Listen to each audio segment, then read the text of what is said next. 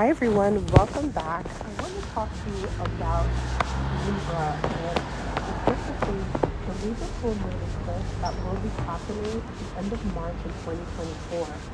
Now on this channel, I love to combine astrology with the gene keys, and the message for this Libra full moon is connected to gene key 18, which is about coming out of the shadow of judgment into the gift of integrity.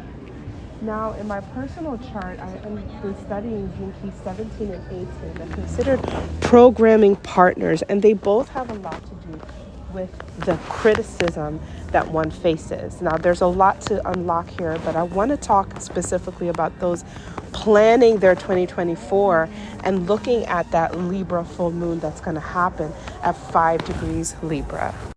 This shadow behind Gene Key 17 and 18, and Gene Key 18 is actually the gate where the full moon is happening, right? Has a lot to do with criticism, superiority, and inferiority. And quite often when we find ourselves in a state of criticism, right, we actually have dealt with some sort of feeling either of inferiority where somebody was over judgmental over us.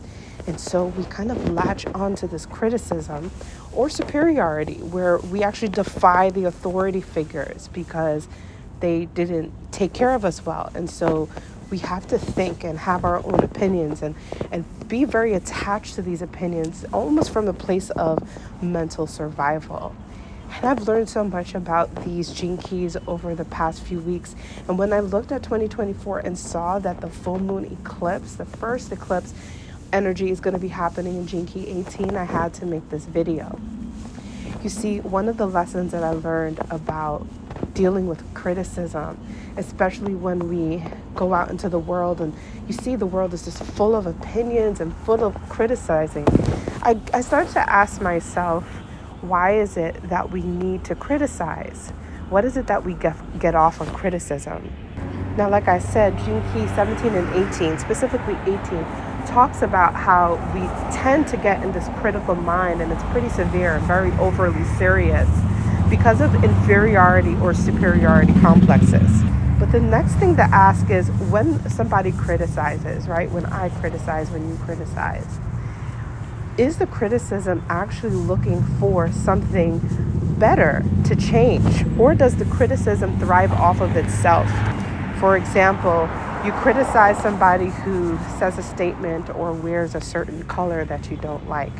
So is the truth really that you want them to say something better or wear a different color that would suit you? Would that eliminate your criticism altogether if somebody made the changes that you wanted from that criticism? Or are you actually just basking in the fact that you can criticize due to an inferiority and superiority complex? So basically, is criticism something that actually wants change, or is it actually boastful in its energy to criticize and that's it? Like there's nothing that's actually coming out of it. Now, it's still a question, but one of the things that I've learned is that if you've ever heard the statement, somebody who can dish it but can't take it, that's one of the things that I think can happen for you if you self-evaluate and prepare for that Libra full moon eclipse. Is the criticism that you're dishing out, how you're dishing out, and what you're saying, is that something that you would be able to receive if it was happening towards you?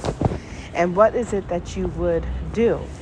The programming partner of Gene Key 18 is Gene Key 17, which is when somebody has an opinion and also gets very serious about their opinion, almost to the point that their opinion is the only one that matters. And this is actually a very telling test over whether your criticism actually wants development, or if it is it just feeding off of its ability to criticize. Is if you're able to take it, but you're also very lighthearted about it. If you're able to say to yourself, I'm wearing the bad color today, I said something absolutely wrong today, and you can do it in a way where you would say that about somebody else, but you can also say it about yourself and still feel a sense of detachment and lightheartedness, then I've come to conclude that that type of criticism is leading towards wanting a change that all of humanity can benefit from.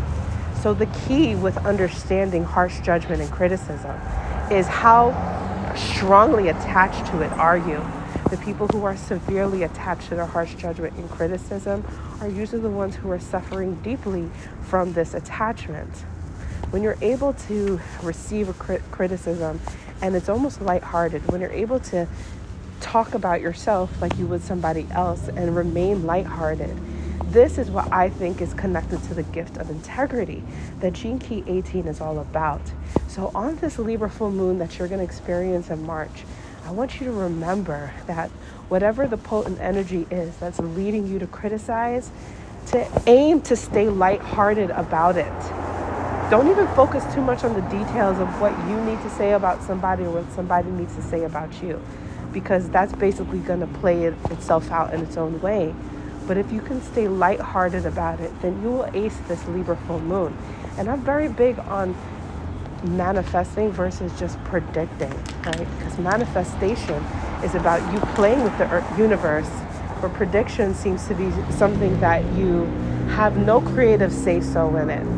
So if you want to manifest during that Libra full moon, remember this video, maybe keep it in your backlog, right? Add it to your playlist along with the other videos that I have for the zodiacs, right, for 2024.